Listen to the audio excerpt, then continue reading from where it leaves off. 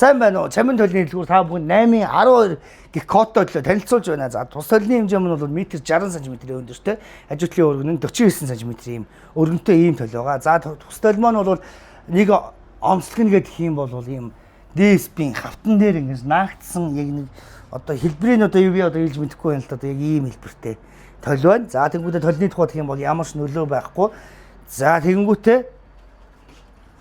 одоо хойдолтой бол маш сайн төмөр хөлтэй. За тэгээд зөвхөн ханаа налуулж тавих л ерөөсөө боломжтой ийм төлөв шүү. За тэгээд та бүхэн яг нэмэлтээр манай дээр хүсэх юм бол үүнийг ханандаа үлгэх боломжтой болгочих болох баха. За тэгээд нэг загварын хувьд бол нэг ийм их хүний бие хаа бол яг бүтэн ингэж харагддаг.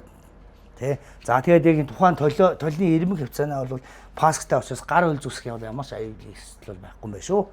За ийм цагаан төлөв энэ бүгд манай дээр тэгээд бэлэн худалдаалагдж байгаа. Та бүхэн маань хөргөл суйрлуул та өн төлбөргөө хийгээд аваарай баярлаа.